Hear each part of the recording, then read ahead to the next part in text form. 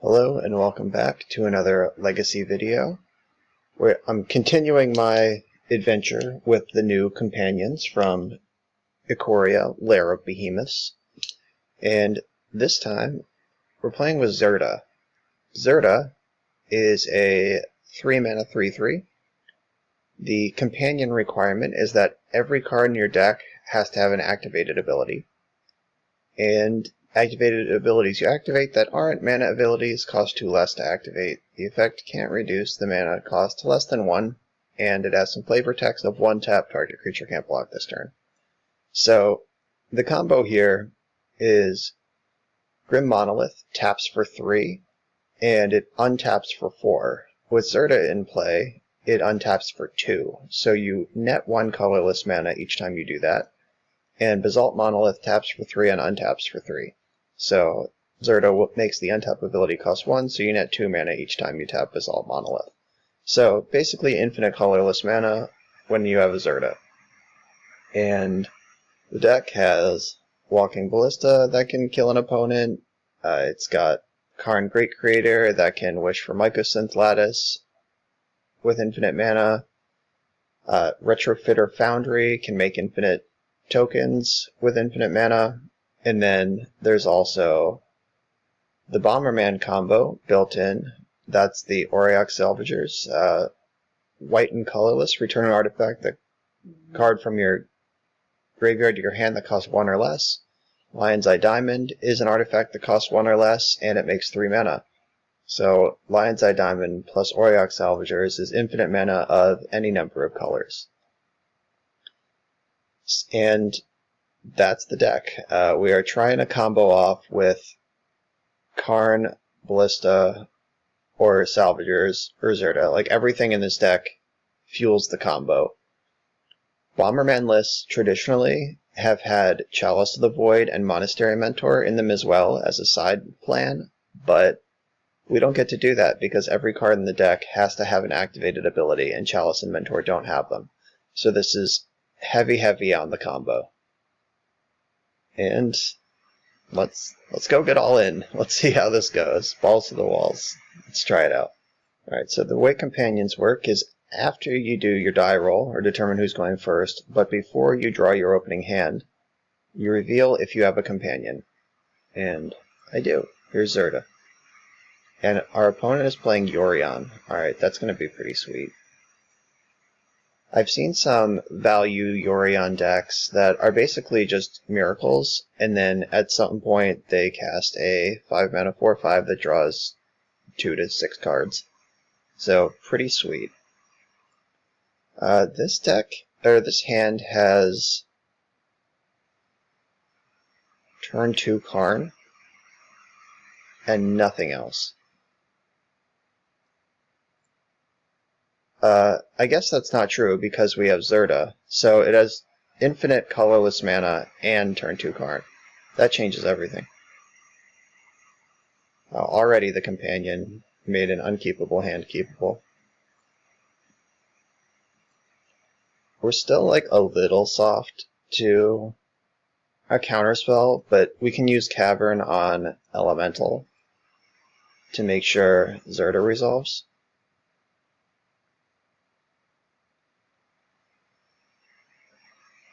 I'm going to take it slow, though. I'm not going to ram out this Lotus Petal. In these, like, Mishra's Workshop style big mana decks, it's usually right to hide what you're capable of until it's time to pop it off.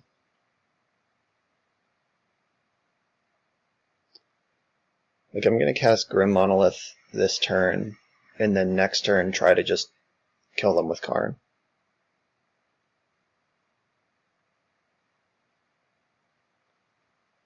And then playing Astrolabe kinda makes me want to jam Karn now. But again, jamming straight into Force Will is not really where I want to be.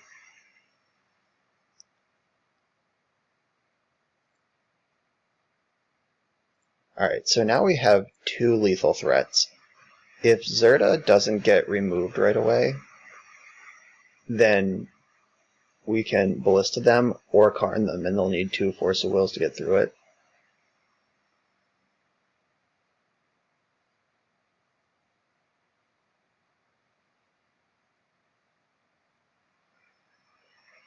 Yep, Abundant Growth. That's one of the Yorion specials. So now this land is functionally an Arkham's Astrolabe, and Yorion gets an extra card. So Swords to Plowshares messes up our life here.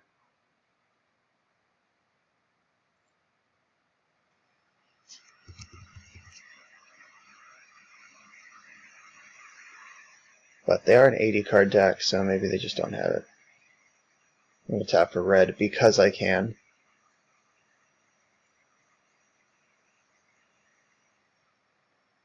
Alright, let's see how much mana we get here. We're going to get at least 4. They have to kill Zirda in response to this. Oh shit, I should have played Lotus Petal, then I could have won. Oh, I blew this. Alright, I've already punted once. We could have had infinite mana, even through a Swords to Plowshares, if I just played the Lotus Petal. I'm such an idiot. Alright, lesson learned. Yeah, clearly I did not do the math.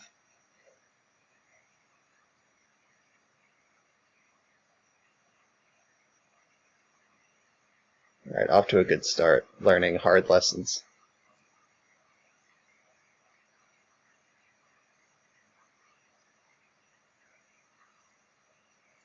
Alright, so let's just draw another Zirda. Never punished.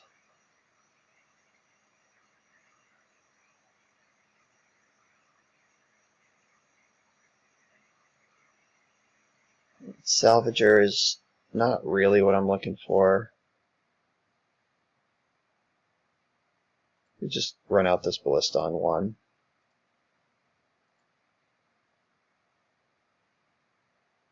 I guess I could also just run out Basalt Monolith.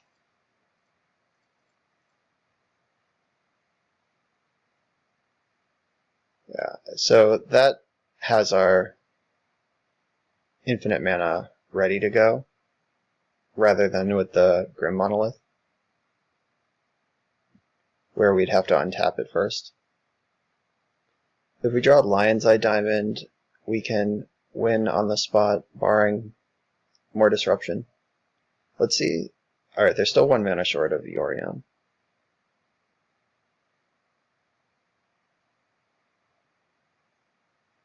Chromatic Star. Okay, that's pretty good. That combos with Salvagers. That gives us a slow engine of we can at least draw an extra card each turn.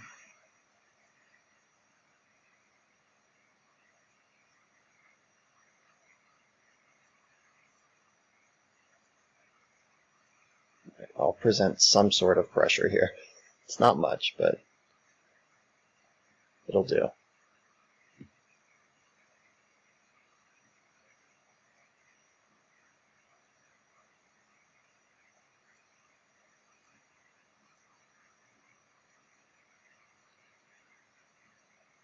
So they have 2 cards left. Yeah, one thing about the Yorion deck building requirement is that because you have to play 80 cards, you're less likely to see the things you want when you want them. Like, obviously, you just shove your deck with cantrips. But at the same time, like oh, yikes. The math to have, like, Force of Will on time is not as good as you'd like it to be.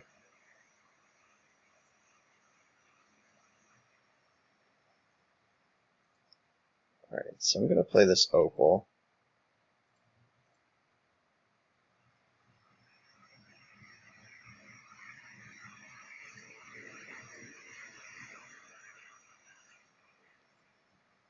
Let's get the Salvagers into play.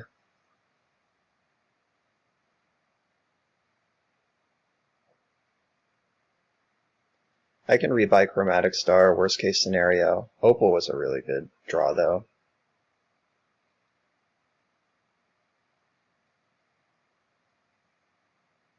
I don't think there's a whole lot of basic planes in the deck. There's 3.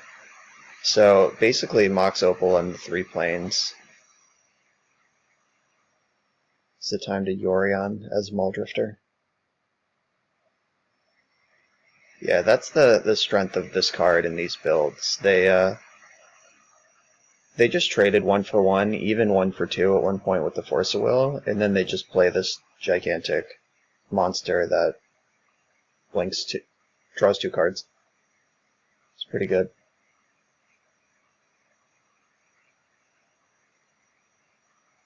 I'm gonna hang on to Lotus Petal. Like, I could use it now to rebuy Chromatic Star, but I'd rather have the most possible mana when we get to my turn.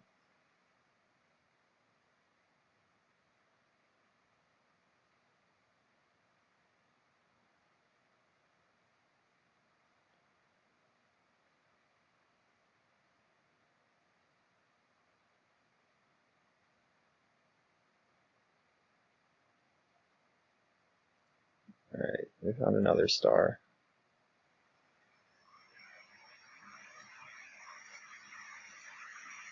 We're looking for Lion's Eye Diamond. Karn's pretty good.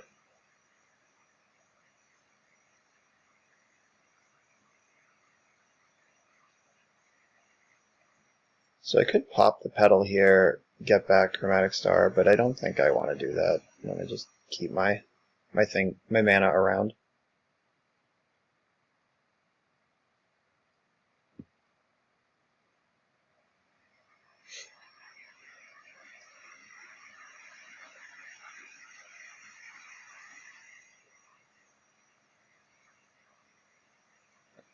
They did have to lose their Tundra to cast Yorion. That's nice.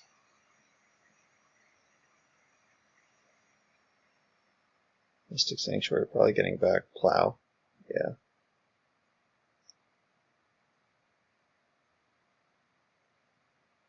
So they have Plow on top. We have a second Salvagers. So that's not the worst. Alright, now they have a Plow in their hand.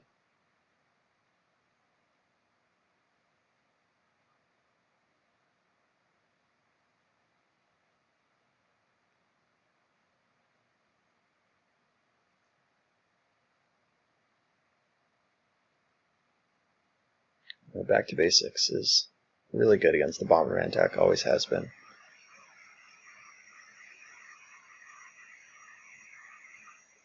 Temporarily some mana here. That unfortunately all happened a turn too late because there is a Lion's Eye Diamond in the sideboard. If we could have stuck this Karn with Salvagers in play, then we'd have what we're looking for here. I think I have to just get the Salvagers into play at any cost. So basically the options here are I could play Karn, which turns off Astrolabe, and I'd have to plus so it doesn't just die to Yorion. And then on the following turn, I don't think there's even anything I could wish for on the following turn, because I'd have 2 mana available. Yeah, I think I have to get this Salvagers into play, hope it survives a little while. Let me see, is there a line where I can invest? So if I spend 3 to untap this, then I'd have 1, 2, 3, 4, 5, 6 on my next turn, which is still too short of the Karn. So I'm going to jam Salvagers and then just hope to draw Lion's Eye Diamond or a Soul Land to cast Karn and win next turn.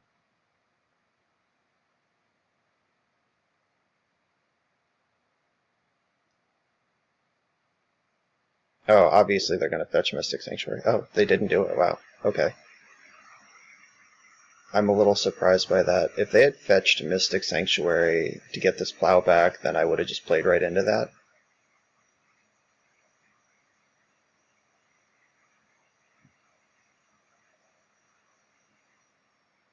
Let's see what they do have.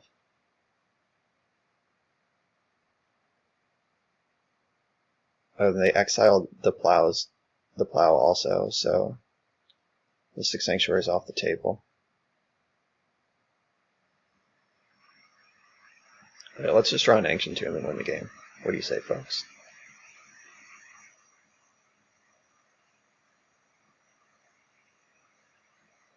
he drew another plow. Oh, okay.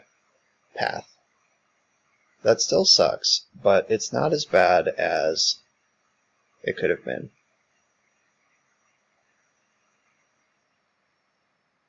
So is drawing an extra card with Chromatic Star or having extra mana more important here? I think drawing a card is where I want to be. Because this Path to Exile is going to get me another basic.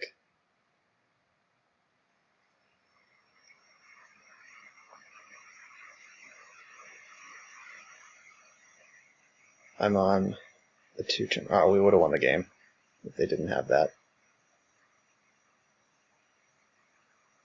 Alright, so I have to win or at least stabilize on my next turn because they're attacking for 10.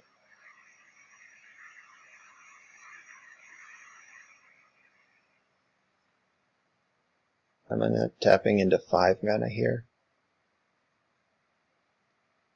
And we're basically dead to any counterspell, which is not a good place to be.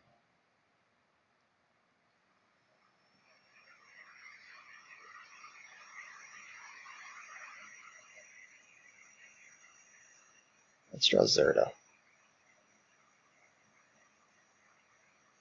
Lotus Petal. Alright, so 1, 2, 3, 4, 5, 6.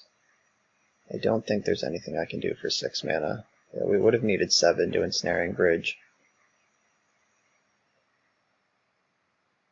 Yeah, none of this other stuff's going to save me. Alright, yeah, I fucked up that early turn. I didn't play my Lotus Petal, and we would have been able to win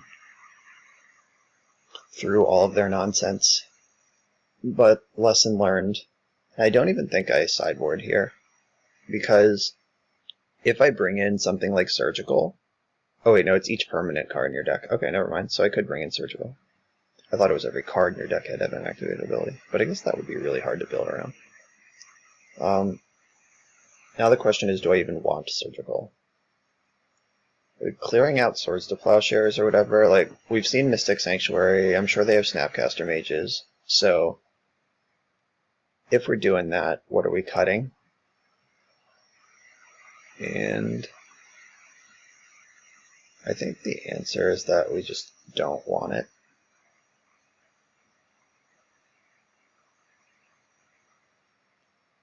Yeah, I want to keep the deck as clean as it can be, and then I'll just try to sequence better.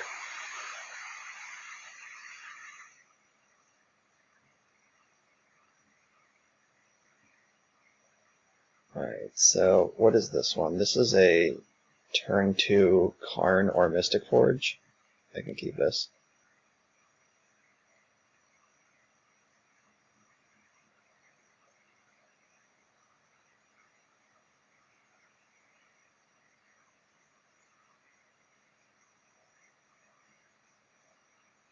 So there are 2 Ugin the Ineffables in this deck, and those are the only way to remove something like Stony Silence or Null Rod.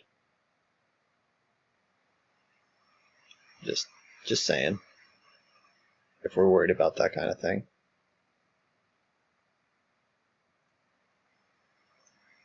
Alright, so Grim Monolith go.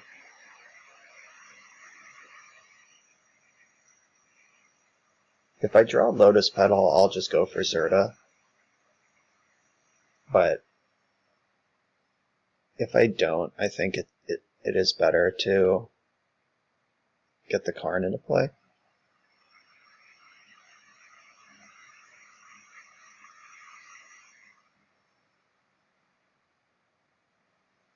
Alright, so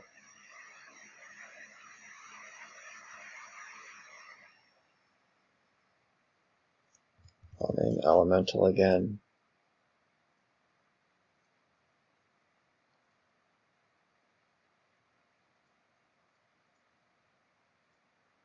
Karn. So they can't Spell Pierce this. I have the Ancient Tomb. They could Brainstorm looking for Force of Will, I guess.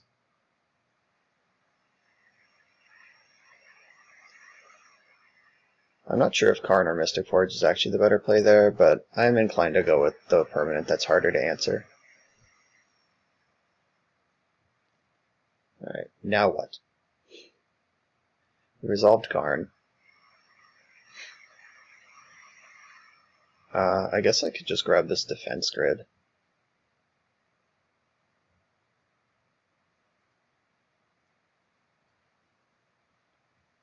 That's pretty good. Try to set up for next turn. I'm still ahead of back to basics here, so there's a small chance.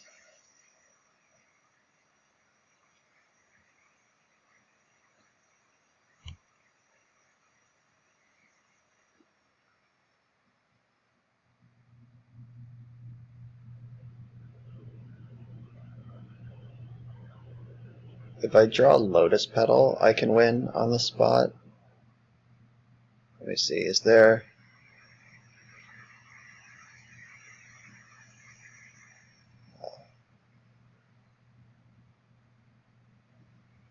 Lion's Eye Diamond. What do you do? Are you very good?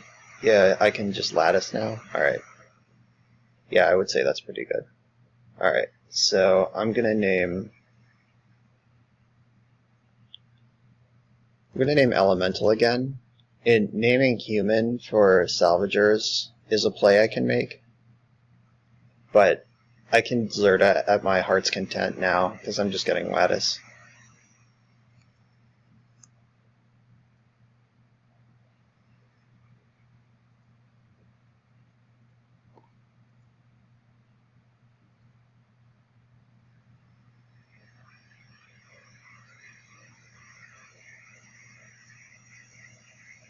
That's the game, kids. Alright, that's how we do it.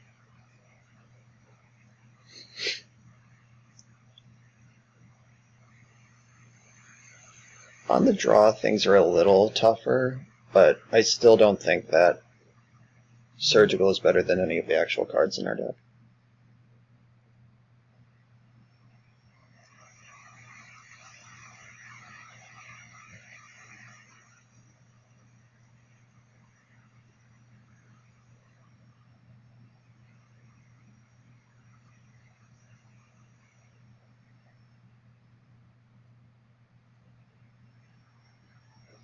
Alright, what does this hand do?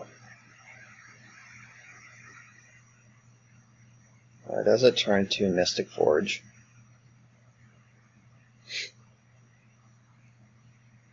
And it has the Ugin, which is our only out to back to basics. So I'm going to keep this hand.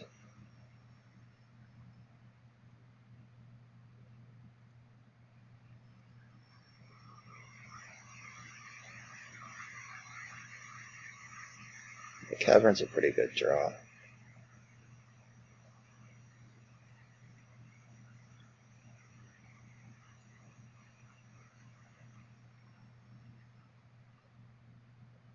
I don't think the Miracles deck could have like Chalice of the Void or Thorn of Amethyst or anything in it, so I'm not going to run out these zeros.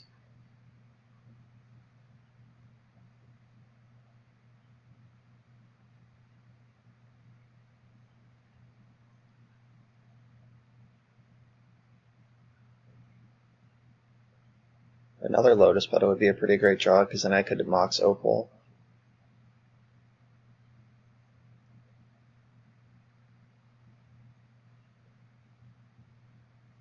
Alright, so here are my options. I could play this Plains and take my time, or I could just launch this Mystic Forge onto the stack and hope it's good. I think that's worth doing.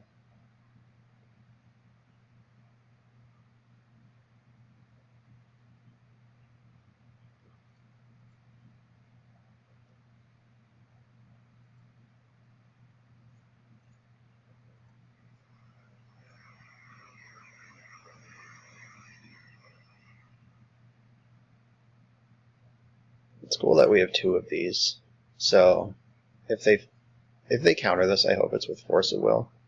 My top card is Zirda. I don't need another Zirda, because there's one just permanently right there.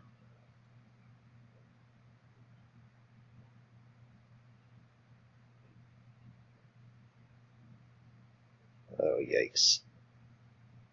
Ancient Grudge is pretty good. Alright. The first challenge.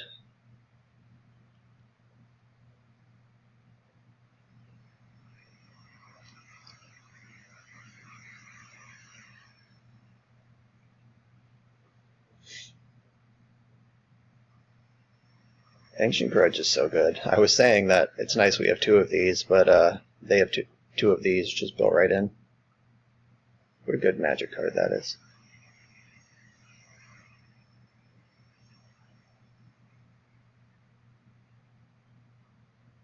Alright, so a monolith of some variety would be pretty good here.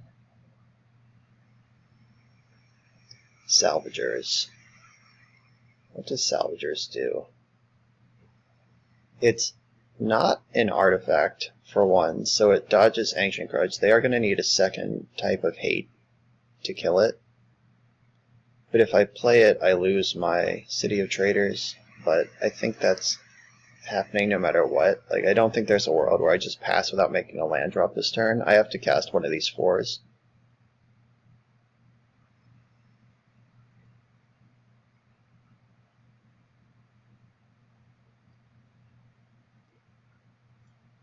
No overlap here, but I do have 2 planes, so Zirda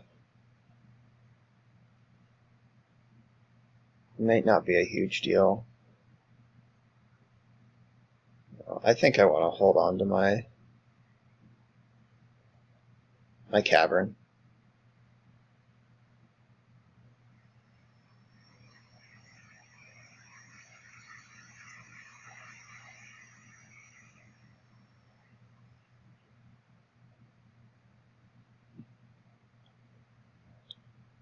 And if this sticks around for a turn, I can start like slow regrowing Lotus Petal and try to gain mana that way.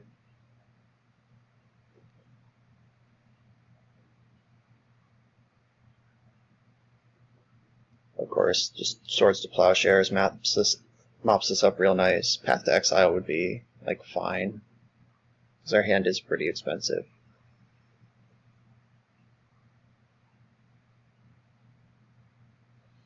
Yep, had the Plow.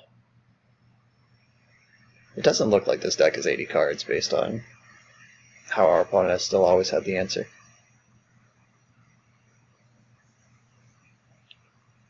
We're pretty insulated from back to basics right now. Just 2 planes is enough to function.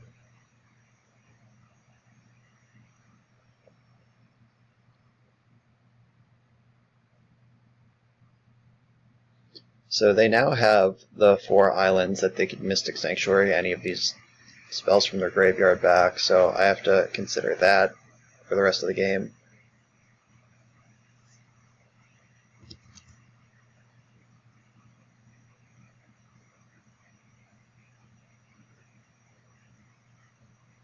So I could just ram this Mystic Forge into the Ancient Grudge, so I'm going to have to do that eventually. I'm going to do that. It doesn't feel good, but I'm going to have to overload them eventually. And this will at least get 1 look, dig 1 deeper.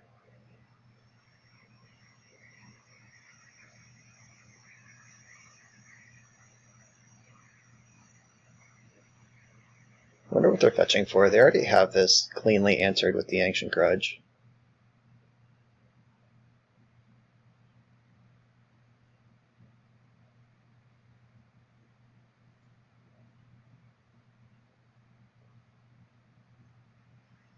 Boo.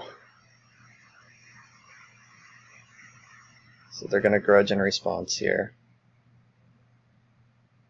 Yep. But it did clear out the top of my library a little bit of things I didn't really need. This Mox Opal failing to get active has really hurt the whole game. just been operating like a little under where we'd want to.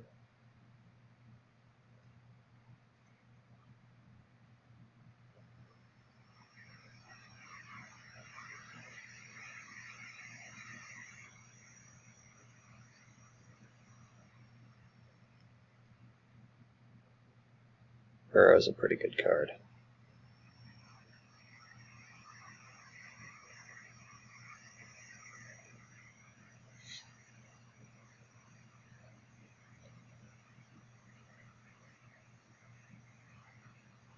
Alright, so a soul land casts Ugin. A monolith casts... Yeah, so a monolith or soul land off the top is really good here.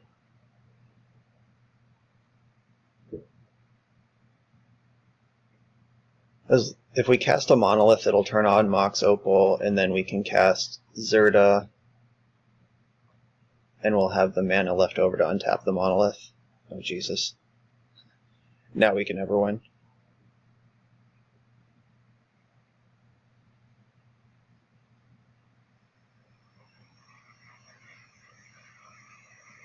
So what would it take to actually win this game? We have to Ugin this thing.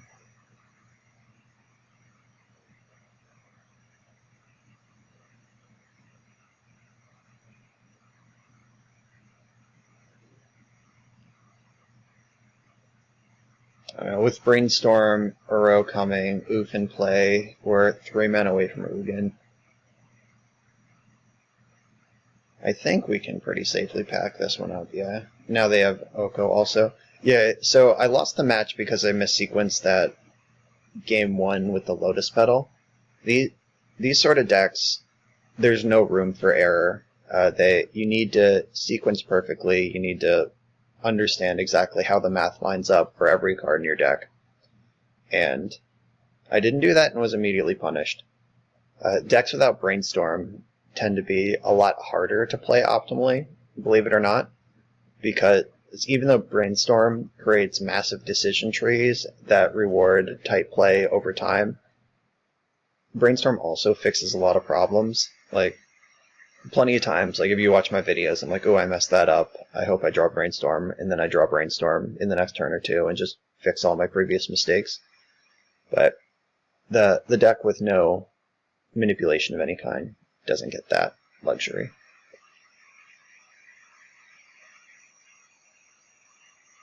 Okay, let's see what their companion is. Wow, they don't have one? Do they know? Do they know a new set came out? Alright, so I don't think this hand is keepable. Like, we have Zirda, but what actually happens if we keep this hand? So, I guess I am on the draw, and I have this Chromatic Star. There's 20 lands in the deck.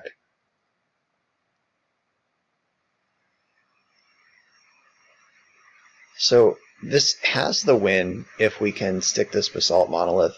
We lose on the spot to a Wasteland. Alright, I talked myself into it. Losing on the spot to Wasteland is not where I want to be. This is the same hand, but worse. This hand is better. I'm going to send...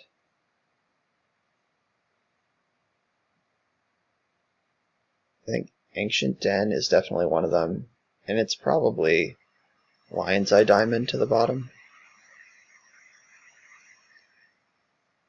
Because here we have this turn 2 Mystic Forge, if all else fails.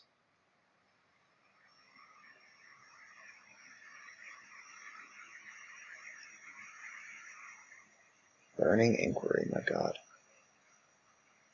Alright, now we no longer have Mystic Forge. Which is a shame, because this is an explosive amount of mana. Alright, if they're going to be doing stuff like casting Burning Inquiry, then I want to get my hand into play here.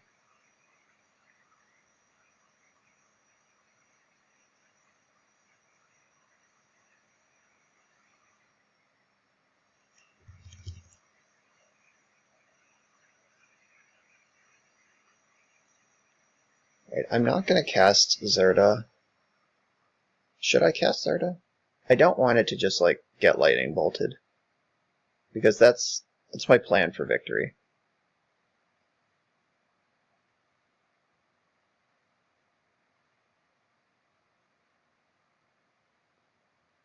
So we win if we draw Salvagers and it resolves. They did discard an Arclight Phoenix to this Burning Inquiry, so we're going to be under a clock pretty soon here.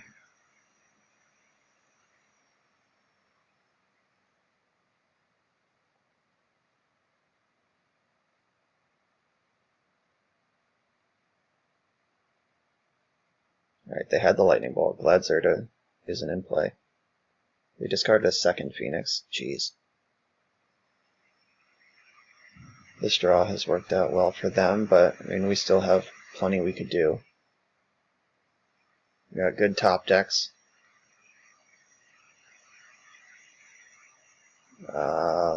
That's a pretty good top deck. That's infinite mana, but we have nowhere to put it yet.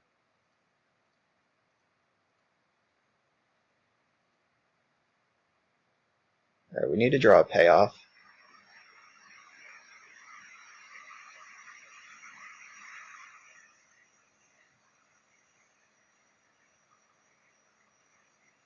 Ominous Seas, I'm so excited. Whenever you draw a card, put a foreshadow counter on this, remove 8 counters, make an 8/8. But we do need to draw our payoff this turn, and it has to resolve. That's all I'm asking. So like Karn, Ballista, Salvagers. Hello. Oh, there's Ballista.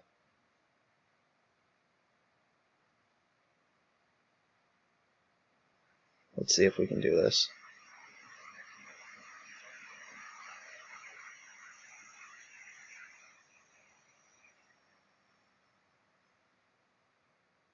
It'll come down to whether they have a counterspell or not. That's the whole thing.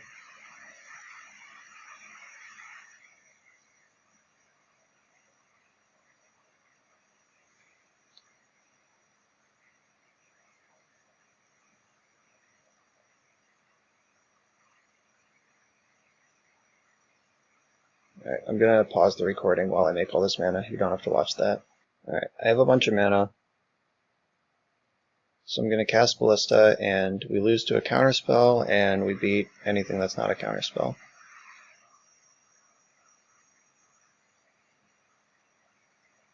Nope, I did the math wrong. I forgot we need 40 mana to do this.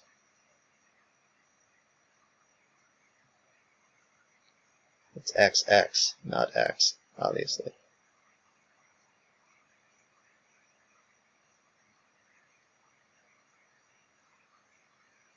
I like leaving a little extra in the pool, just in case.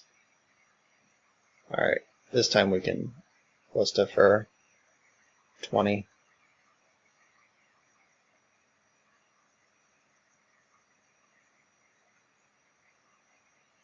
X is currently 20.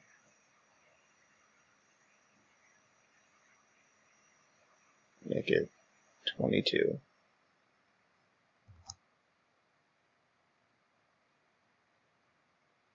Alright, looks like we did it. And we don't even have to worry about Ballista getting bolted. We can just make it bigger in response.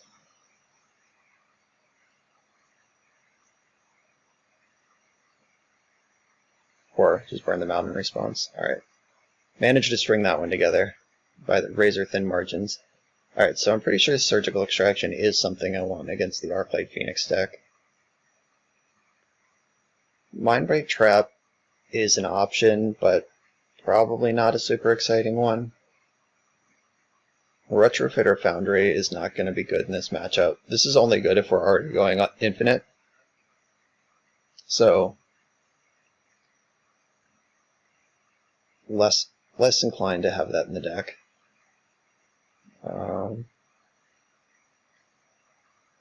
Maybe Ugin is a bit of a clunker. And Ugin is, again, our only answer to literally anything, but it's still just gotta hope they don't have Null Rod, I guess.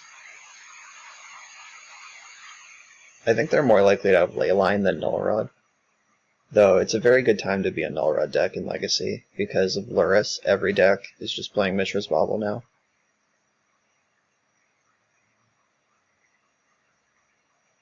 Yeah, I like this configuration.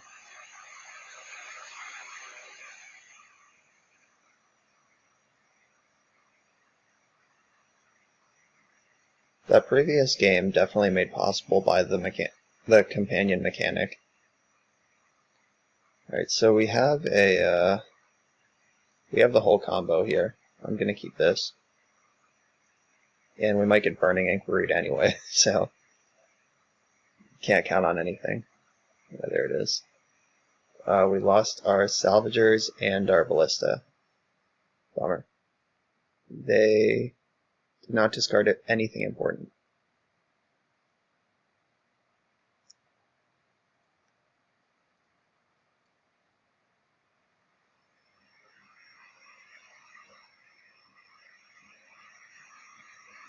So this wish board of mine does not have... Oh, they just packed it up. Their Burning Inquiry didn't get there. That's funny.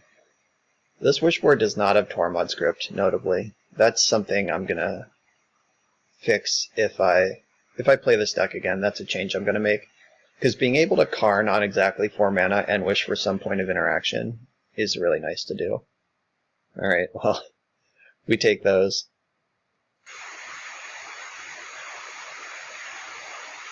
Reveal our Zirda. Also, another opponent without a companion. So we have turn 2 Karn here, but it costs us the City of Traders. This is probably doable. Actually, we have turn 1 Karn. Alright, I've talked myself into turn 1 Karn being a reasonable... Oh wait, no, it is turn 2. Because we have to cast the Chromatic Star for 1.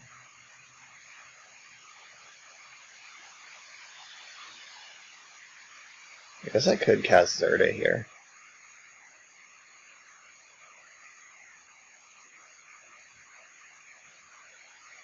I think I kind of like that.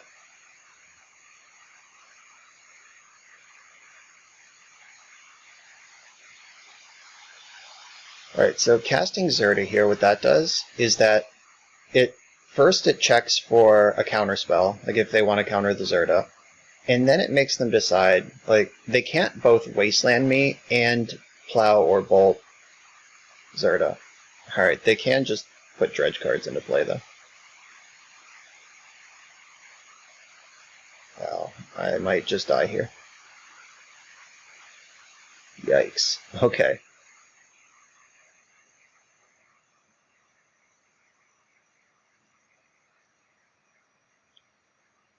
Alright, so they have 2 therapies and 2 Narcomoebas.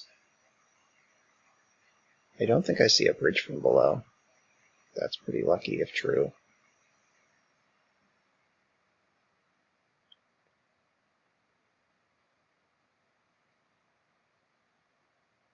Oh, they have Ox of Agonis. Yikes. That's scary. Alright, we're almost certainly dead. Alright. Now they have many bridges. Alright, that sucks. We had a busted start, but our opponent just had the literal nut insano draw.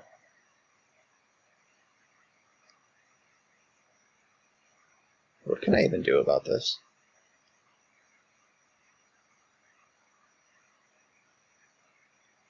They also just blind name Karn. That's skillful.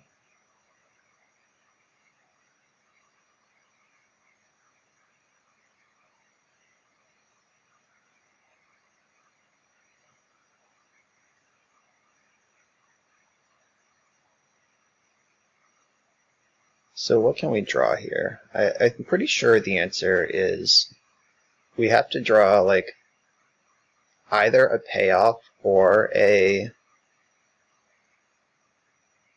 monolith and then cantrip into the other one.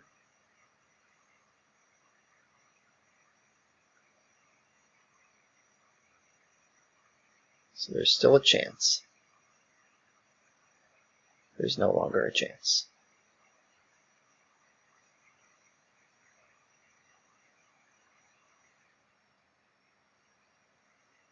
I guess trying salvagers here might be okay. No, that doesn't do anything. Alright, City of Traders definitely doesn't do anything. Alright. Literal nutted by Dredge. Yup. We were set up to have such a good game, too. Alright, Ugin is not a helpful card. I'm fairly confident.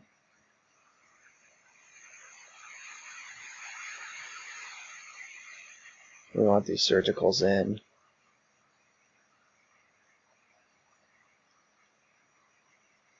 I could bring in Needle, just proactively to name Cephalid Coliseum, because we're not going to have time to wish for it off Karn. But if I do that, what am I cutting? I'm not going to cut anything that is fast. Yeah, I'm just going to do this.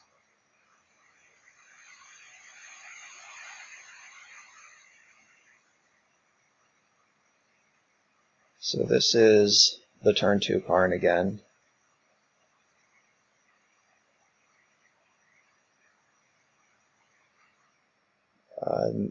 No turn 1 Zirda this time. Is this even good enough? Like, without a Tormod's Crypt in my sideboard, like if I had Crypt in the board, I would keep this.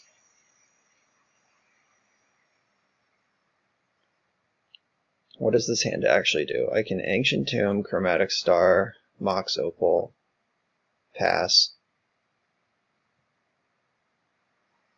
And then on the next turn, cast Karn off City, wish for LED.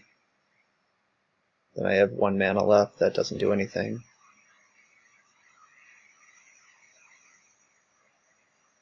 I think I have to mulligan this.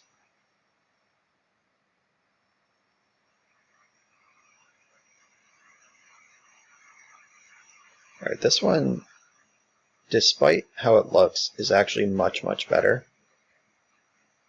Because Walking Ballista can destroy Bridge from below.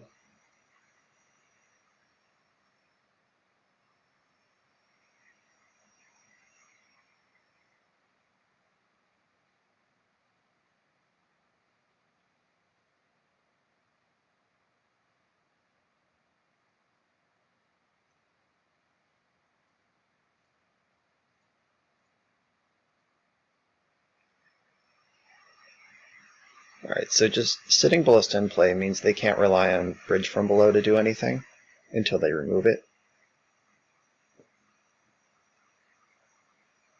And their deck is mostly about Bridge from below.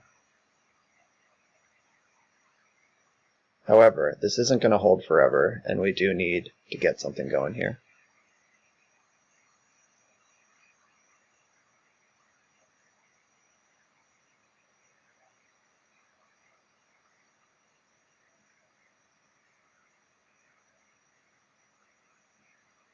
So Caracas, I'm going to tap it to cast this Chromatic Star, and I'm just going to play out the Lotus Petal.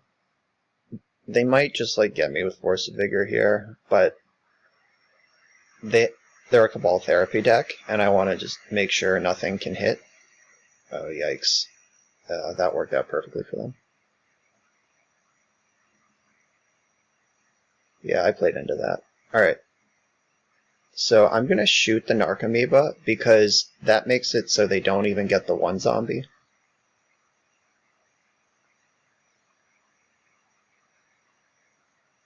Yeah, that was a bad attack, though.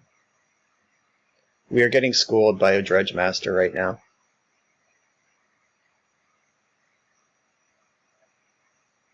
now they get to Cephalid Coliseum, and then we die.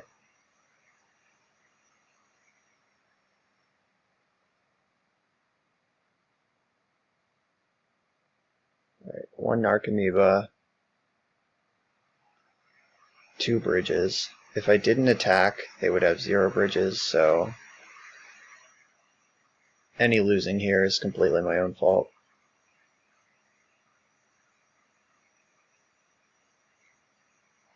Alright, this is why I played out all the cards in my hand, in case they had a big ball therapy turn.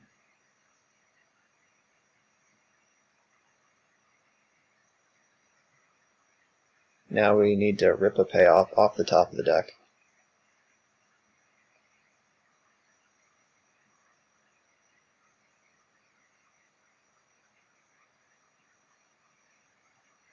That was so smart for them to cycle to ambush my attacker.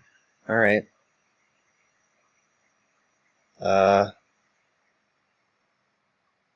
Because of this questionably constructed sideboard, I'm not even convinced this does anything. So, I can cast Karn, wish for something.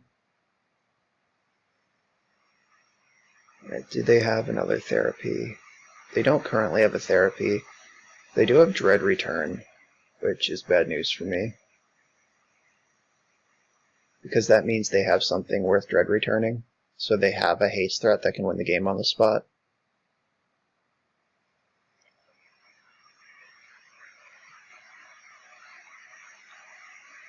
6 mana available.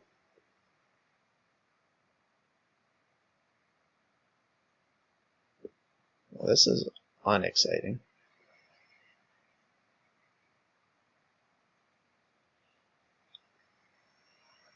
Yeah, if I had 1 more mana, I could get Ensnaring Bridge, but I don't. I might just have to get Pithing Needle and name Cephalid Coliseum.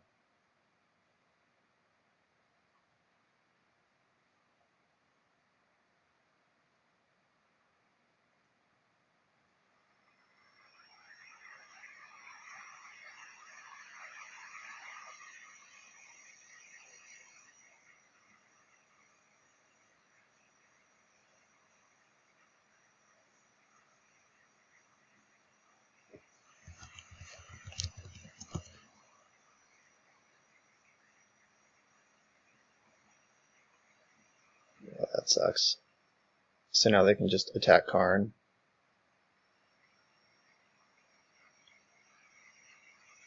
If they even need to. This is 8, 9, 10, 11. They just need to come up with 2 more damage to kill me.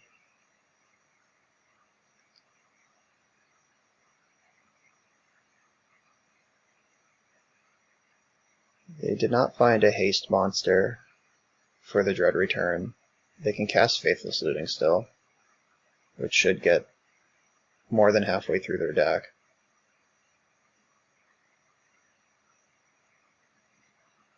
They still don't have a... I guess they could Dread Return an Icarid, and that would net at least 1 damage. Not quite enough. If they had a 3rd Narcomoeba, they could have done that. Let's see if they even care about Karn, or if they just want to turn me off my Ancient Tomb. Alright, they are dogpiling Karn. I'm at 5, so both Ancient Tombs are still alive. We could still do this.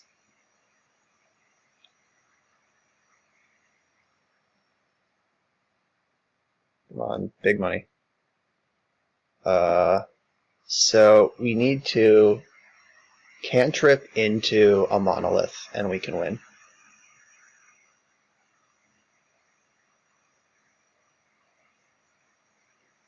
Let's go, show me potato salad.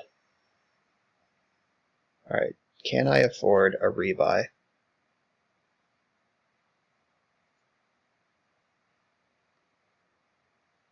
Alright, city is dead.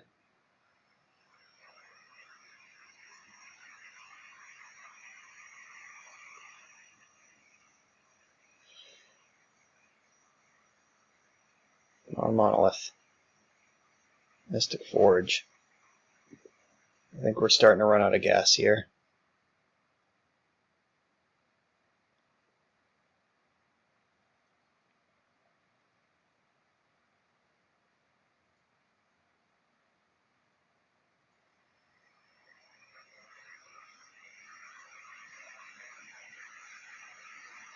And I'm at 1, so yeah, I'm dead. Splat. Alright, we got crushed by a more broken combo deck. And also I just pulled this list off the internet, but a Tormod's Crypt would have gone a long way there. In the Karn board. Alright, in round 4, our opponent also is not a companion deck. This hand doesn't do anything. This hand does some things. I'm going to send one of these stars to the bottom. There's got to be some number that is too many.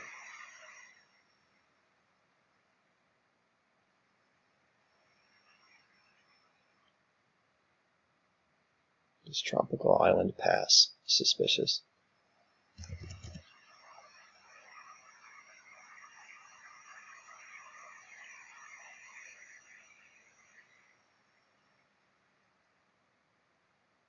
The mana's super awkward here. City of Traders is such a well-designed card.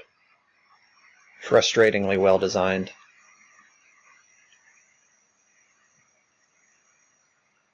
This is such a bigger drawback than Ancient Tombs.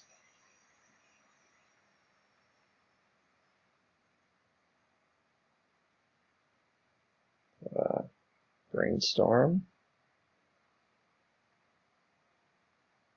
I wonder if this is the show and tell deck. Ooh, did we just win?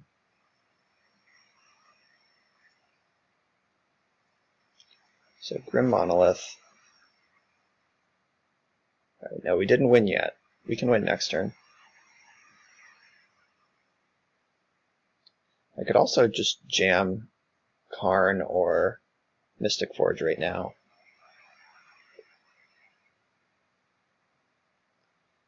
So I have 4 mana, which is 1 short of going infinite right now with Monolith.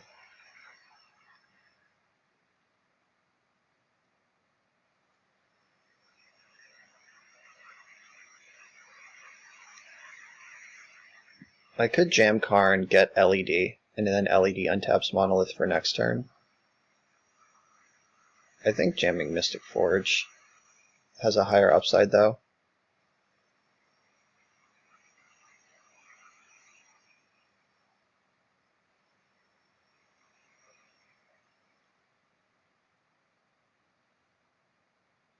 Force pitching force. Alright. Let's see if we die to show and tell right now. I do think that's what we're playing against, just based on, like, Tropical Island Go is such a weird line. Like, a control deck would try to protect its mana better than that. A Delver deck would probably have a turn 1 play. Okay, maybe not show and tell, but it is a combo deck. Oh, gorgeous. We're getting gorged.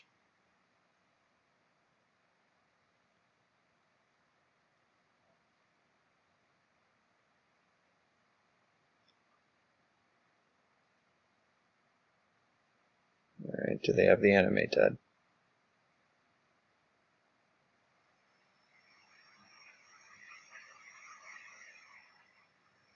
They do. Alright.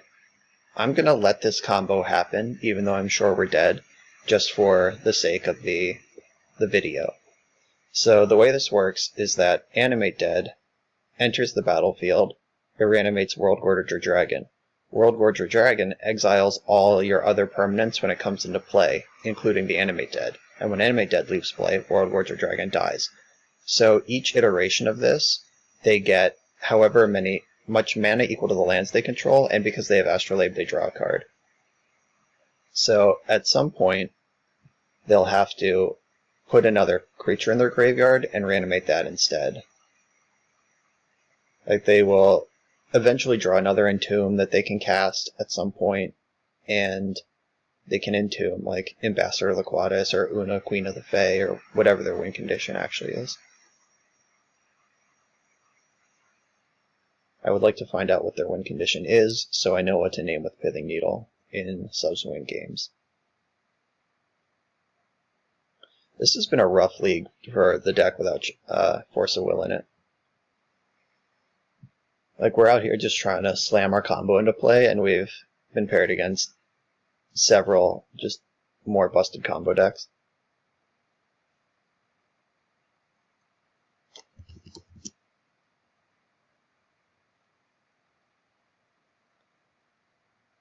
Alright, so they're going to show me their win condition, and I'll concede.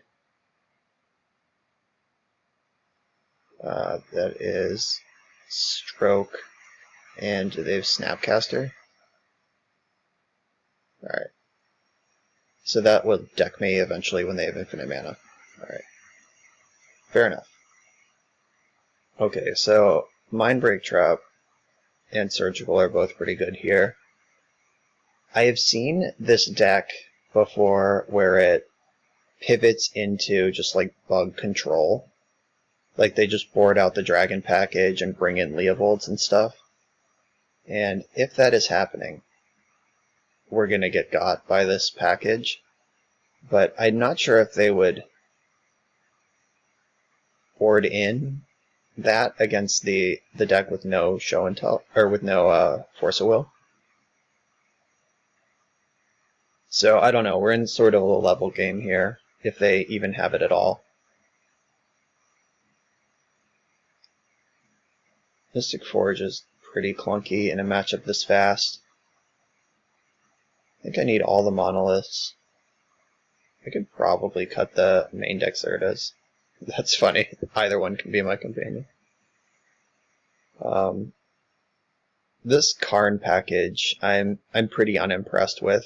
Like I said, I just copied this list off of a deck that 5-0'd a league, and I would definitely change the Karn package at least a couple cards.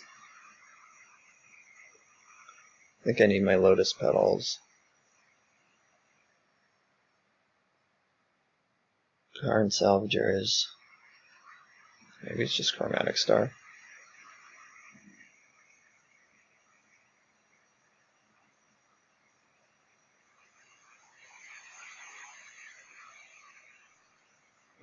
I choose that one.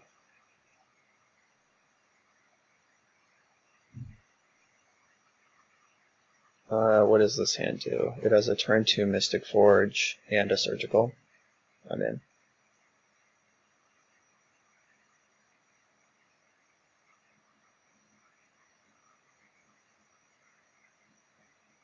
You can get this Ballista into play before the lightning starts happening.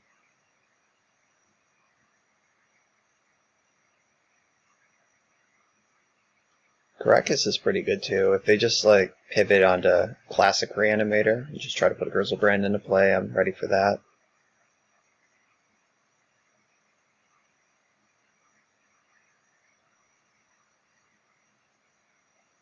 Alright, ready for everything.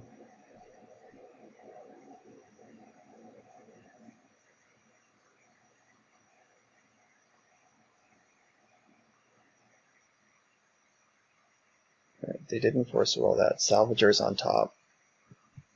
I could exile Salvagers and try to start shredding some artifacts through my deck, or I can just hold on to that, because it is a pretty good card. I'm just going to leave that there, actually.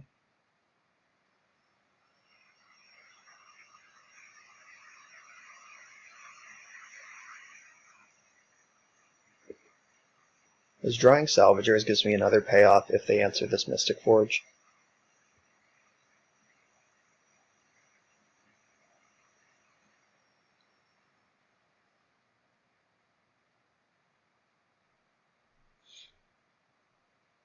Also, between Lotus Petal and Chromatic Star, it's not unreasonable to hardcast Mindbreak Trap in this deck. That's a lot of fun. Someday my Mystic Forge might actually do something.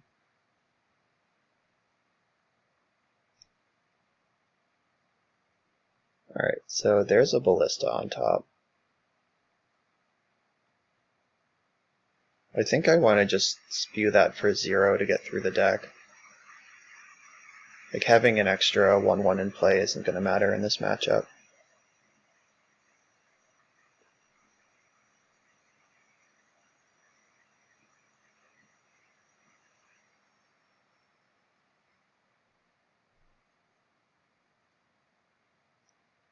And I think holding up Mindbreak Trap is better here than not doing that.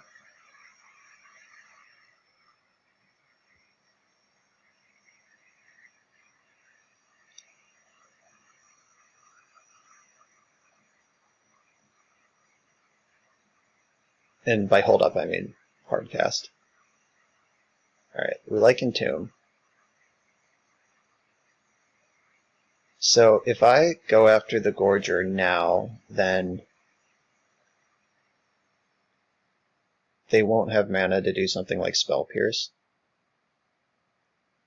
They have to Force of Will me.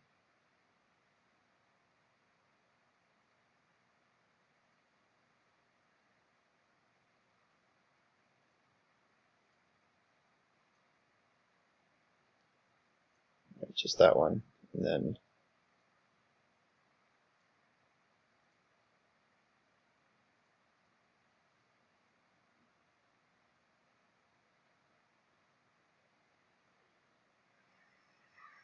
did we do it?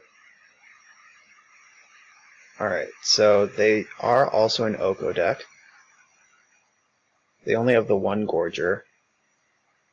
Icefang Coatl, Grizzlebrand. Alright, so they do have a Grizzlebrand. Actually, it's just Okos and Coatls after this.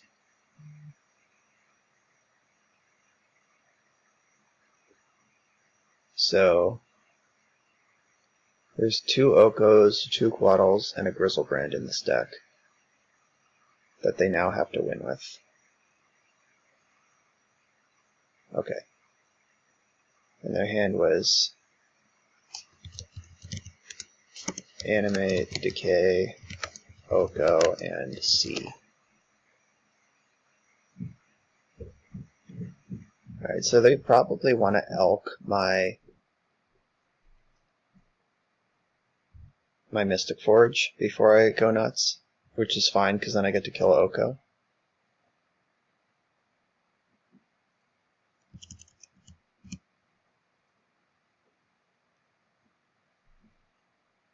Glad I held up that Mindbreak Trap. We would have lost on the spot, but that didn't happen. Alright, yep, there's Oko.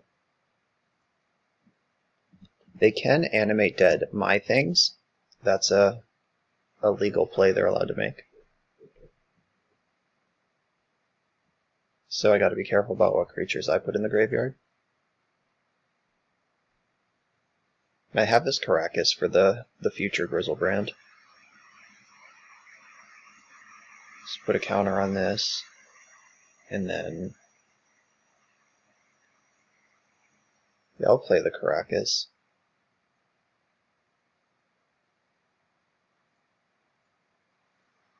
Let's kill Oko. And we should be pretty far ahead now. They can decay the Ballista, but then I still have a 3/3, and they have very few ways left in their deck of winning.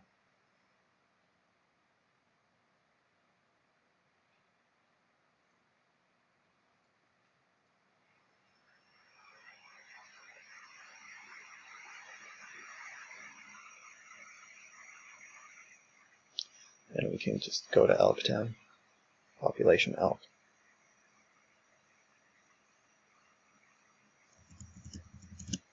Right, and Salvagers can start rebuying Ballistas on the slow.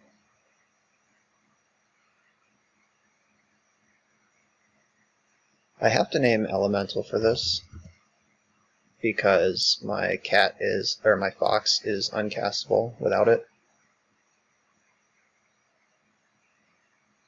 If they drew Entomb on the one draw step we didn't know about, oh whoops, just mistap that. If they drew Entomb on the one draw step that we don't know about, then they could get Grizzlebrand into play this turn. Force Pitching Stroke. Okay, that's fine. So now we know the last card in their hand is Animate Dead. They could animate my Salvagers just as a 1/4. Alright, that's fine. It looks like they're not ready to pull the trigger on that yet.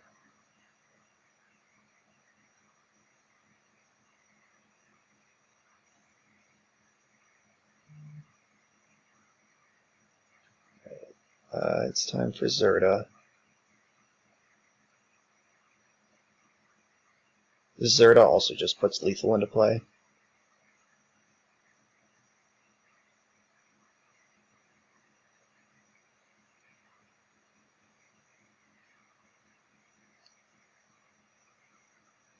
They must have drawn a removal spell.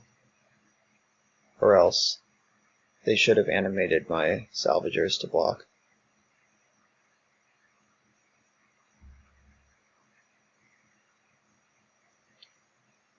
Coatl. Okay, that counts.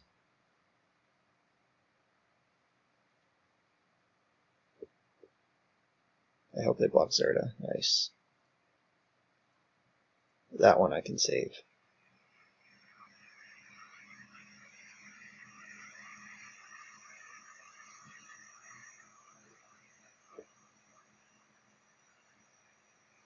They've done a good job drawing the tiny number of relevant spells left in the deck.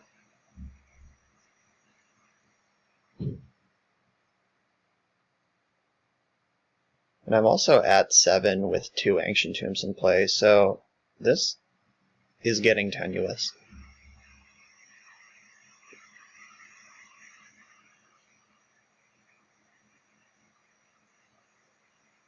I'm gonna have to be super careful with the tombs.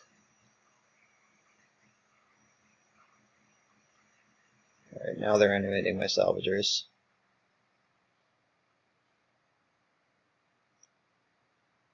And starting their beatdown.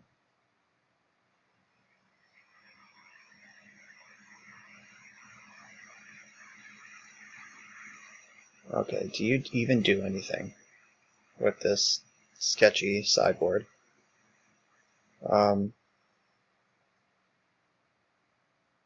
So I can cast Karn.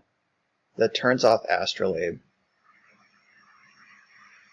I go to 4 for casting Karn.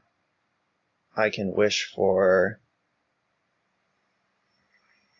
Alright, I think we're actually good here.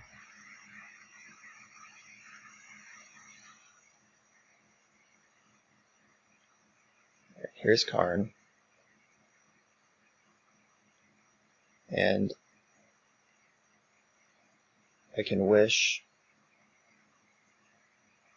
for Basalt Monolith. Do I have enough mana for that? I actually just don't.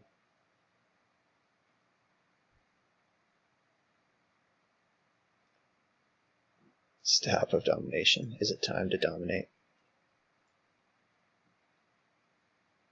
So let's do the math. If I cast Monolith next turn, I'm at 4. So I actually just like 1, 2, 3. I would need to draw a white source to still win if I make that play. But do I have a better one? Foundry. Not great. I think I have to get the Monolith. That kind of sucks. Alright. I'll get the Monolith.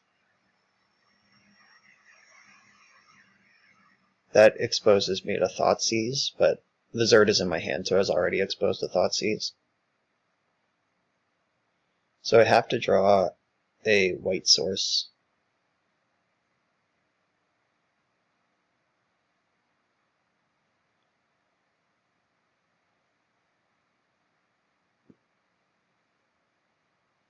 And this line still loses to Abrupt Decay.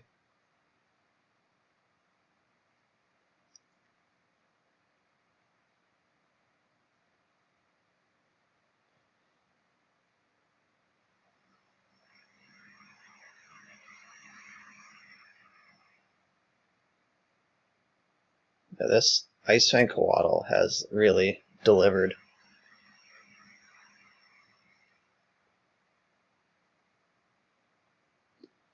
Alright, let's see if they want to pressure me or Karn. They probably should attack Karn, but oh, they're going for me. Alright. Untap white source F2 dubs.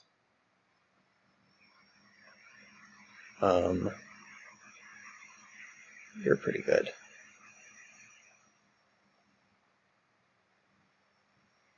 So I can go to 1. Oh, I can just kill my opponent. That's a good play too.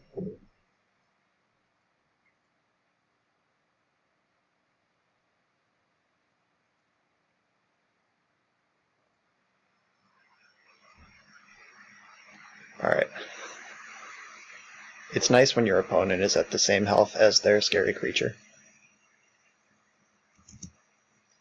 Alright, Mindbreak Trap was like fine at first, but got pretty bad pretty quick. Zirda was a solid animal.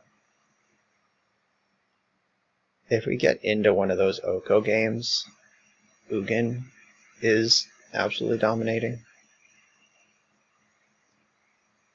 They showed me Okos.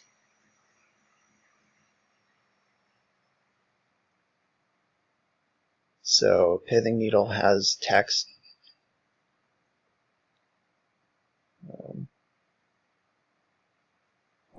I think this is still fine.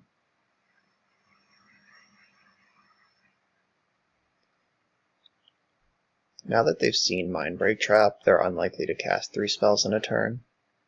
Though I guess to go off they would have to. But if they go off, then they probably get to draw their deck. But if they go off and they have Snapcaster but not Astrolabe, alright, I'm gonna do this.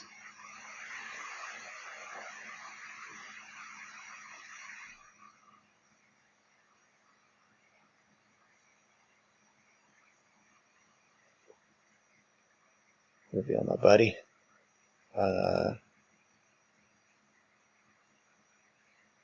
This hand looks pretty solid.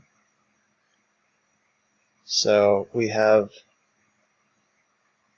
can cast Salvagers on turn 2, right? Yeah. Karn is a good card.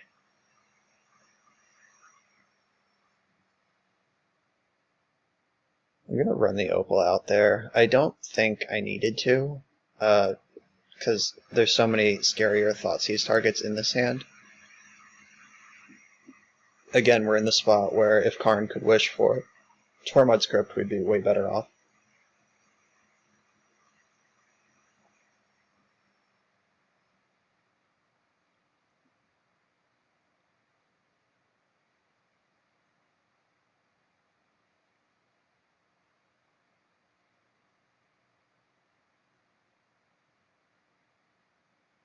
A Chromatic Star would be a good draw.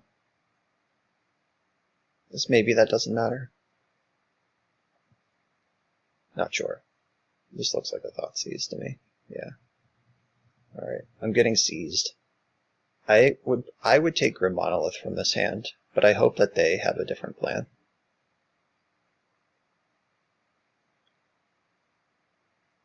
This Monolith is the combo piece. It's also... Okay, wow. They're working towards their combo.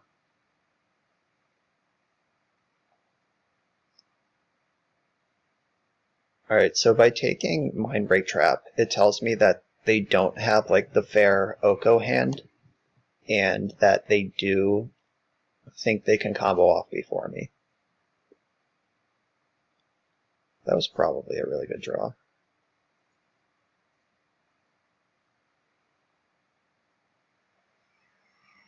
So I can slam Karn here, or I can try to wait a turn and see what happens.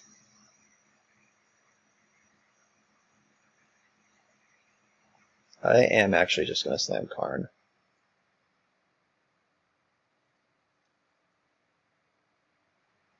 Because if they force this, then that's one less force for the rest of the game. And I could actually extract force, and then they just don't have a force at all. They must have another discard spell. Right, Nullrod's awfully powerful. Yuck. Alright. Now it's time to figure out how to win with no mana or anything. Great. Drew the game winner. Didn't matter.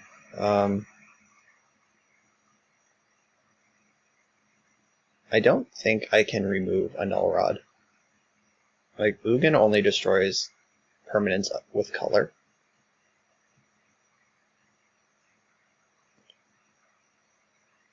So basically it's just... I don't think I can win. I have to assemble non-artifact mana, cast these creatures, and then just attack with them. Which might not be completely outrageous, but having an Ancient Den instead of a different white source here set me back really far. Need to draw some planes. Didn't need another one of those.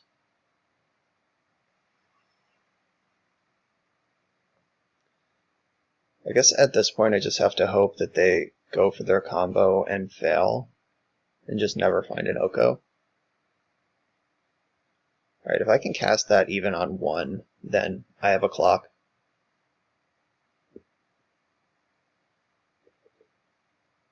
It might be a bad idea to play a deck that folds to Null Rod in the meta where Null Rod is good even against the Delver decks.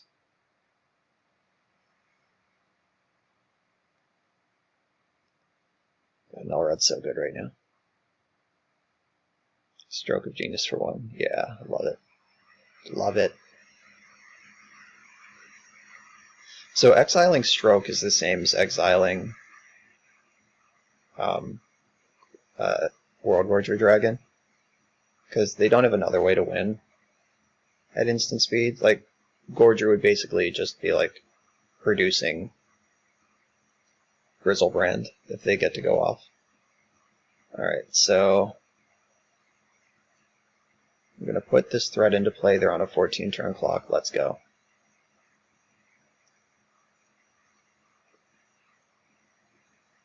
Their deck has Abrupt Decays. I'm sure they don't want to Abrupt Decay my Walking Ballista, but they might if they think it's a real threat.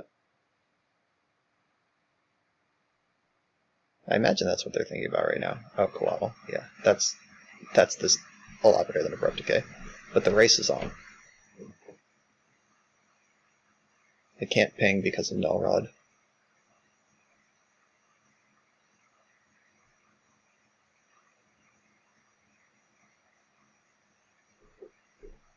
I think they had 3 Coatls in their deck. Maybe it was 2 when we looked at saw their list from the Surgical. Alright, they're going for Entomb. Let's hope they can't back it up with anything.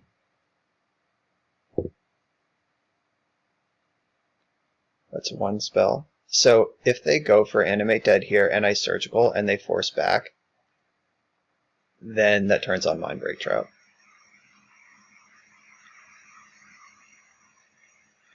Alright, so they have 2 Decays and a Force. There's... Oh, did they board out the... No, the Grizzlebrand's still there. Alright, so they have 2 more Coatls and the 2 Okos to win the game with. Alright, 2 Decays and a Force in hand.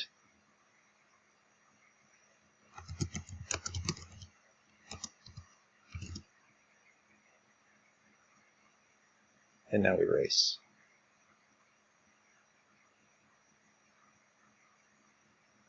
And now they pass. Okay, so I can attack with Walking Ballista, see if they're interested in blocking, and then, bam, Salvagers 2-4. You can't Abrupt Decay that.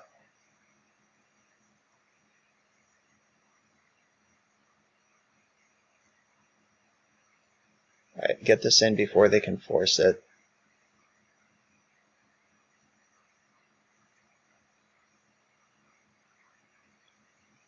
And now I can regrow Ballistas from the graveyard, if they do decide they need to decay them.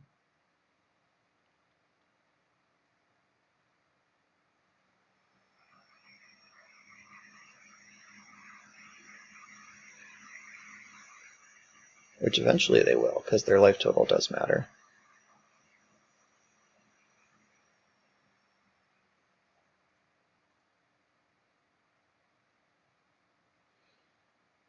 I might as well pretend I can get out of this Null Rod. Alright, now they can hardcast Force.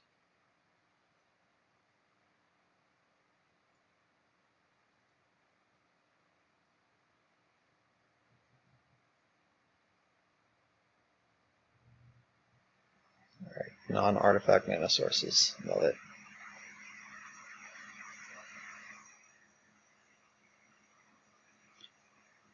So I can play a second Salvagers this turn. And I could name Human on the Cavern.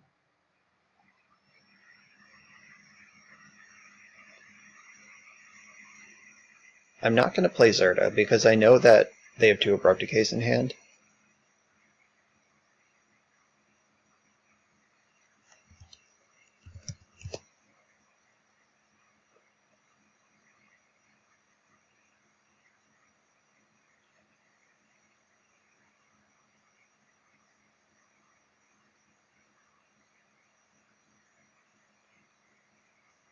Uncounterable Salvagers, unabrupt decayable Salvagers.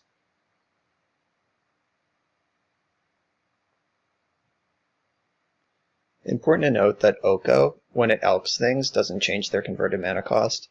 So even if they elk these Salvagers, they still can't decay them. Snapcaster Mage, targeting, probably. I hope they go for... Alright, fine, they used a cantrip like a smart person. I was going to say I hope they entomb and try to animate dead, but they know about this Mindbreak trap already.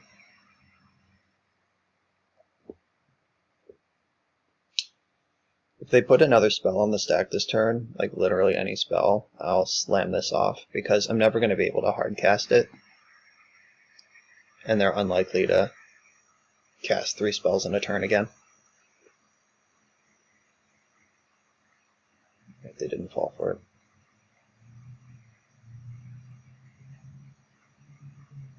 Nice. Doubled the clock. They did not shuffle, so I am not going to attack with my Salvagers because it would be really reckless and stupid to just attack with these. Trading one for a Coatl is fine if the other one gets to connect, but playing into the second Coatl is just so bad. I would go from like pretty far ahead to way behind if that happened.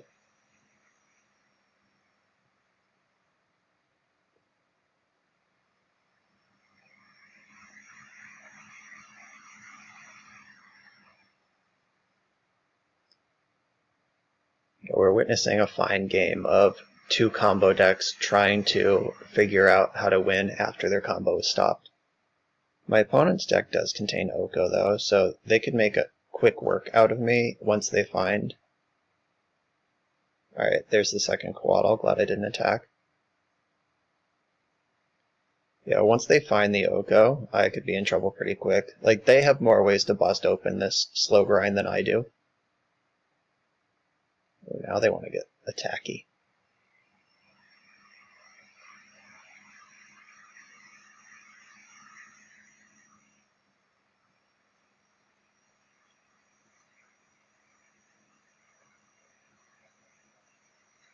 I'm just going to stay patient here for as long as it takes. Alright, we got a decay out of them.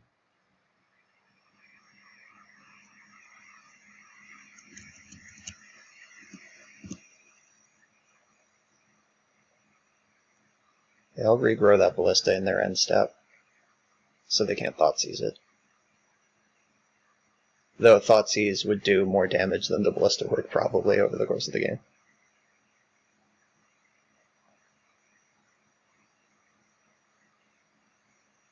Right, if nothing changes and nobody draws a relevant spell for the rest of the game, I am winning.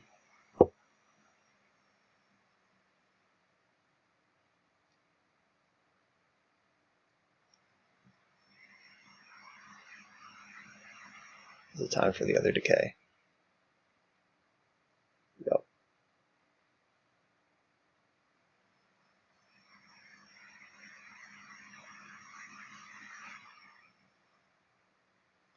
Slow and steady. And they still have that Force Well over there. Oh no. Everything just changed.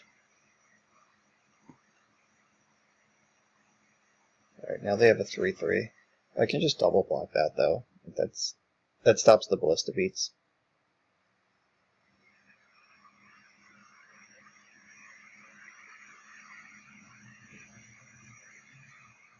If I drew like Ancient Tomb or something, there could be a world where Karn still pulls this game away. But as it stands, I think I'm just dead. This deck probably needs some disenchants in the sideboard for back to basics and Null Rod. Like, the builder of this deck clearly built it with just like, since we have a combo piece in hand, let's just combo. And they didn't plan for any sort of reactive situation.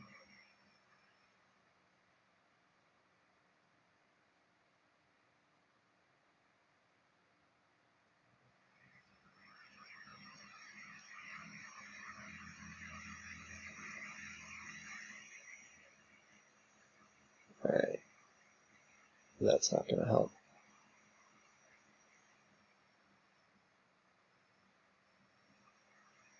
I'm going to play this out a bit longer. Like Ancient Tomb for Karn could still make something happen.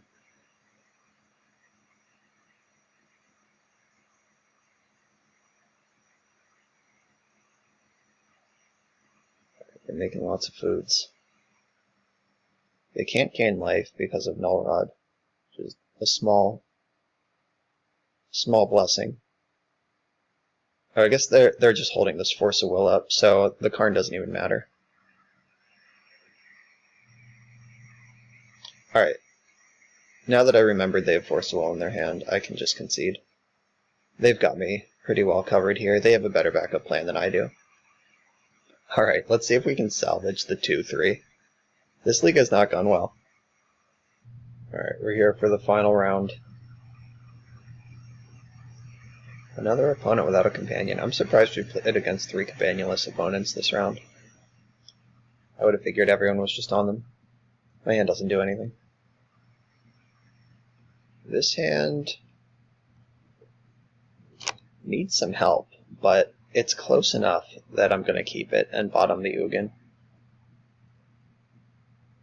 I think I just need to draw like a white source of some variety, and we might be able to play. It's fragile, but as we've seen so far in this league, this particular list, oh my god. My opponent's very smart. They saw that Zirda was my companion and just jammed Chalice on 0, which is exactly what they should do. Does playing Basalt Monolith do anything? I'm not sure. It gets more material onto the board, but does that matter? That only matters for Mox Opal, which I can't play. I guess I can play Mox Opal next turn after I Karn their Chalice of the Void. Yeah, whatever. Let's go up the Monolith chain. Whatever that is.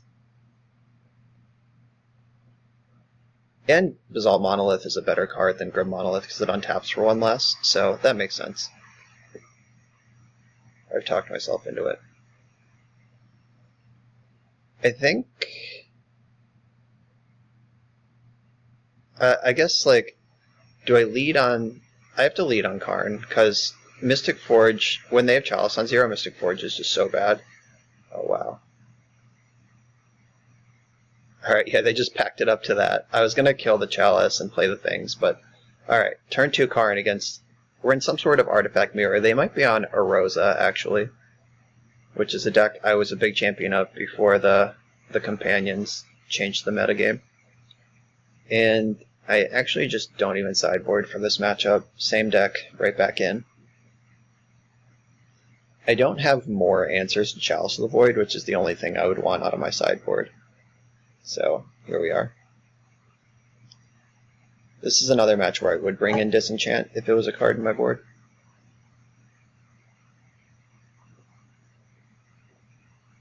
Alright, Alright, this hand is pretty strong. It doesn't answer a Chalice, but it does kind of ignore it. Ignore might be really generous, because I do have a Lotus Petal and Mystic Forge, so it doesn't ignore it at all. It just continues to develop mana in spite of it. And Mystic Forge is the closest thing to Sensei's Top we have right now, so manipulating my draws when I'm against the Chalice on 0, is a good idea. Alright, this is almost certainly a Rosa, or an Urza deck of some variety. I guess I can't be sure that it's a Rosa. I am going to jam this Mystic Forge.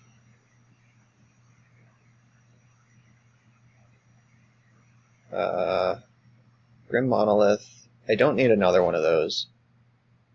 Alright, I don't really need another Zirda either, but I'll take it. It's a plan.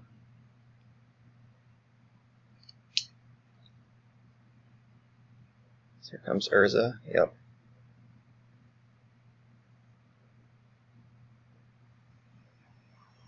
That was a weird time to activate Mishra's Bauble. Who did they target with it? They targeted me. Alright, so they know about this Zirda on top of my deck. Alright. Mystic Forge, paying me. I don't want to exile Karn, because it's one of the best cards in this matchup.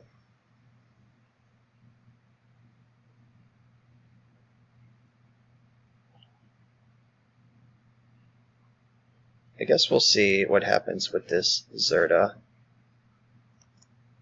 So if I Monolith first, then I can go infinite.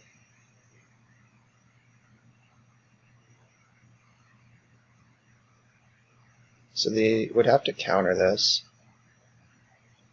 Alright, so I could leave this Karn hanging out right here to win the game next turn with, or I could try to spike like Ballista or Foundry, whatever that thing is. I think I'd rather... Alright, well, I'm definitely gonna untap all my Monoliths.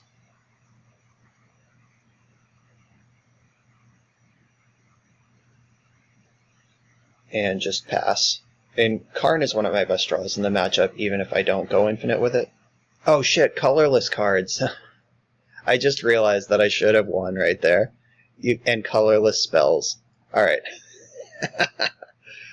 Yeah, can you tell I've never had Mystic Forge in my deck before? Yeah, okay, so we started this league and we might end it with onboard punts.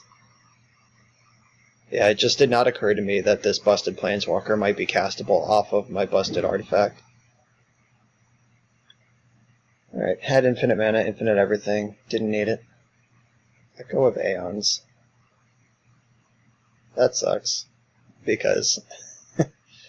Alright. I guess I should just F6, like, I'm not going to pretend I have Mindbreak Trap in my deck. But maybe I should if this is what they're doing. So they can flashback Echo here. Or, oh, Narset, yuck. I hope they can't flashback Echo again.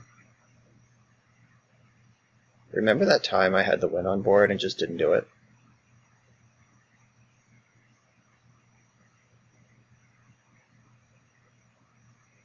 Alright, that doesn't flashback Echo.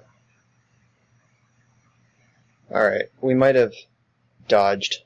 Alright, so I have infinite mana, and I have all of my combos, so we might have gotten away with murder there. Alright, there's this. Alright, so I can just play Cavernon Construct and win the game. Unpunished. So, the theme of this league has been getting punished as possible for every small mistake, and this time I was finally rewarded by not being punished by a gigantic mistake.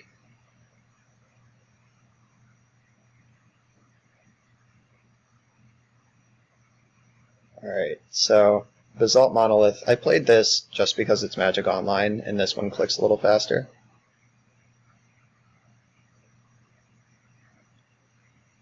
So I am just going to make tons of mana here and cast Ballista. I don't even need the Cavern, honestly, because I have so many infinite mana and so many ways to win the game with it that I could overload any number of counter spells. But Ballista seems like a fine deal to me. Alright, my opponent generously says they will concede to Ballista.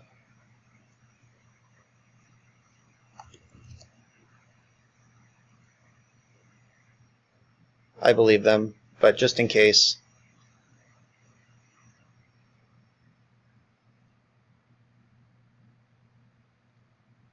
There it is. Alright, we managed to salvage half our money back off that Nightmarish League. So, let's break down what actually happened. So I punted round 1, game 1 due to a sequencing error, and we lost the match as a result. The way that decks like this work is they should be able to overload the fair blue control decks in game 1 pretty handily, and then in game 2 their sideboard kicks in and you just got to take one of those. And I messed up my chance to do that against the Yorion Miracles deck, or Yorion Control. I don't know if there's any miracles in it. So that was a loss, and then we got beat by 2 faster combo decks. One was just way faster, and our deck is misbuilt. There should definitely be a Tormod's Crypt in this sideboard somewhere. There should be some disenchants, just like some sort of counterplay, because opponents will have sideboards, and we're just ignoring every sideboard card and hoping that our plan works. Like, all of these Karn cards are proactive, and all of these cards are just so we don't die long enough in order to do our proactive things. So I guess like Pithing Needle is the only card that is reactive in this whole sideboard, short of like actual busted nonsense, but like some disenchants would go a long way. So having Zirda was nuts. Like, we got to keep a few hands that were sketchers just on their own merit, but because Zirda's just in every hand, we got to keep some things. That was really messed up. Zirda is clearly being used in a busted way here, but it's probably like one of the more reasonable companions. It comes with some significant deck building losses. Like, not being able to play Chalice of the Void and Monastery Mentor in this deck is actually an enormous loss.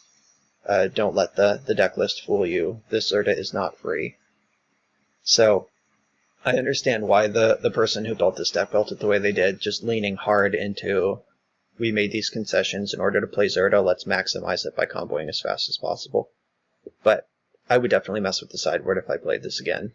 And I'm not sure if I'm going to play it again, because between Luris and Gyruda and Yorion, I'm not sure if this companion is even the best one. I mean, I know it's not the best one, but I'm not even sure if it's like defensible to play unless you are emotionally invested in Bomberman. But that's my thoughts on that deck. I probably won't be playing this again, but I am excited that it exists, and I hope someone smarter than me, more invested than me, figures out the right way to tinker with the sideboard to make it play. So thanks for watching. As always, hit the sub button if you haven't. Follow me on Twitter at BoschandRoll. I love talking about Magic there. I'll respond if you comment. And check out my Patreon if you like written content and sideboard guides, what I'd play, that kind of stuff. So thanks for watching. See you next time.